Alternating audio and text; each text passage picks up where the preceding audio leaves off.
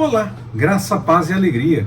A porção de hoje recomendada para a leitura da Bíblia em um ano no plano sequencial é 2 Reis do capítulo 1 ao capítulo 3.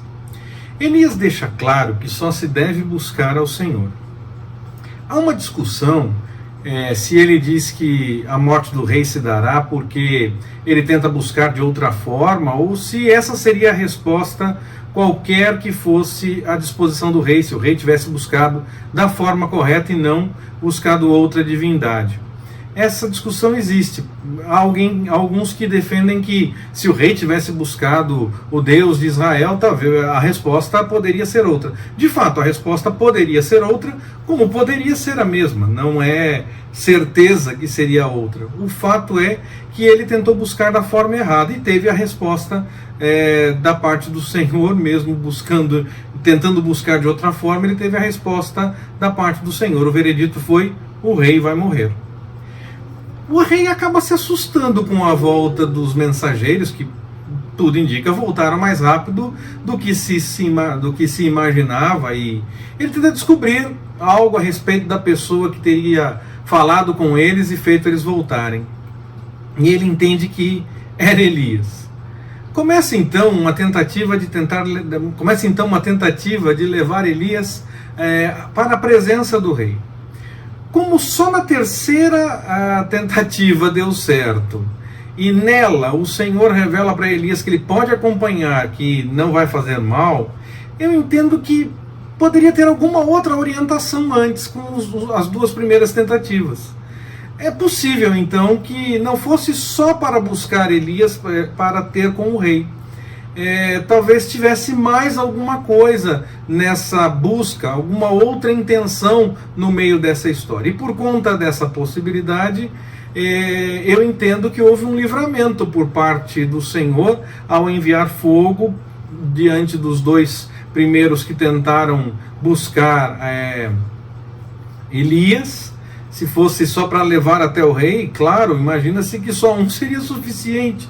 Vai um chefe com 50, há um entendimento de que havia algo a mais nessa história, além de levar Elias para o rei. Mas diante do que aconteceu com os dois primeiros que tentaram, o terceiro entende que não, que deve fazer realmente apenas o que está falando, levar Elias para falar com o rei, que confirma diante do rei a morte por conta do que ele passava, por conta da enfermidade. Ele não sairia da cama, não levantaria novamente sendo curado. Se nós podemos contar com o Senhor, tanto para respostas, como para o cuidado, como foi com Elias, qual a razão de misturar confiança em outras religiões, outras coisas que as pessoas normalmente buscam, respostas em outras pessoas, em qualquer outra coisa? Qual será que é a razão para isso? O ser humano parece que caminha sempre numa direção estranha em relação à vontade de Deus. Nós devemos sim confiar no Senhor, porque Ele tem as respostas e Ele tem o cuidado para a nossa vida. Elias parece provar se realmente Eliseu estava decidido a acompanhá-lo. Até outros profetas se aproximam também, dois grupos diferentes, e em lugares diferentes, também tentando chamar a atenção de Eliseu, e ele continua firme acompanhando Elias.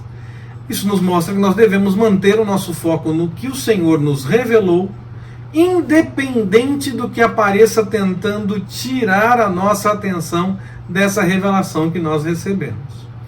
O pedido por unção dobrada, eu não entendo que aponta para querer mais poder, mas ele quer ser reconhecido como herdeiro espiritual mesmo, como a ideia de um primogênito, que no Antigo Testamento tinha a lei que definia que tinha herança, duas partes da herança, recebia algo a mais da herança. Então entendo que há esse interesse por parte de Eliseu. Ele quer ser reconhecido como o herdeiro espiritual de Elias. A Bíblia não relata nem a morte de Enoque, lá no livro de Gênesis, nem a morte de Elias, aqui em 2 Reis. E o Apocalipse fala em duas testemunhas.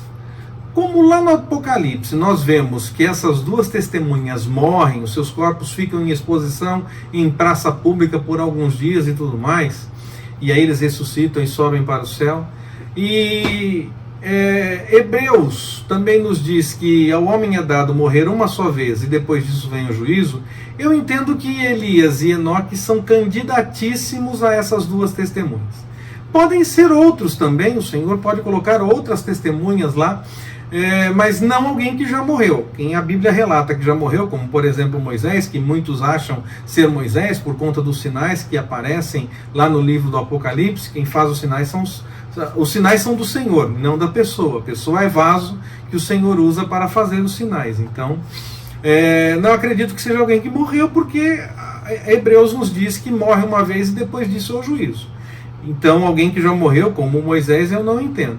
Entendo que Enoque e Elias são candidatíssimos e que também podem ser outros dois que o Senhor tenha preparado para esse momento sem nenhum problema. Só não alguém que já morreu, que a Bíblia relata que morreu, ou que tenha morrido, que nós tenhamos conhecimento, porque aí o texto bíblico diz que não é possível. Hebreus nos diz que depois da morte é uma vez só e depois é o juízo. A expressão meu pai, carros de Israel e seus cavaleiros, ou alguma coisa parecida, dependendo da tradução que você tenha acesso, parece apontar para a força que se entende que o profeta tem numa batalha espiritual que também é travada para além da batalha física de uma guerra. E ela vai se repetir, nós vamos ver ainda no texto de 2 Reis. A passagem sobre Eliseu tendo problema com aqueles garotos, a questão das ursas e tudo mais, eu já fui questionado no passado por conta do que parece ser um exagero nesse texto, e eu escrevi um texto que está lá no Compartilhando na Web. Na descrição dessa mensagem você vai encontrar o link para acessar esse texto, quer você esteja acompanhando em vídeo ou em áudio.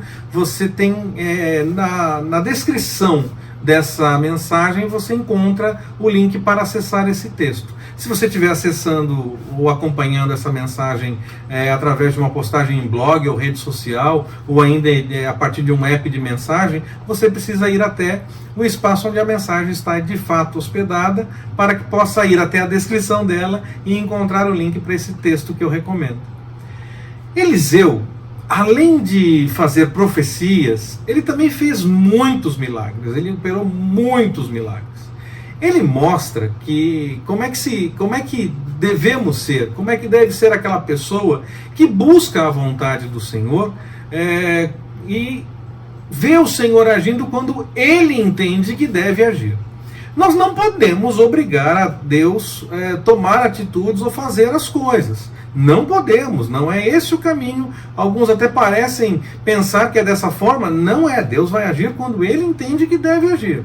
Mas nós devemos estar sempre preparados e buscando a vontade do Senhor para seguirmos prontos, caso ele entenda que deve agir através da nossa vida, e que possamos então revelar o testemunho do que ele faz e mostrar as coisas que o Senhor tem para realizar diante das outras pessoas, caso seja plano dele e caso ele resolva manifestar. Nós devemos estar prontos, buscando ao Senhor e dispostos e disponíveis para o agir dele. Se ele entender que deve agir, estejamos sempre prontos, porque a qualquer momento ele pode entender que deve agir. Que o Senhor nos abençoe. Forte abraço, até mais, permitindo o Senhor.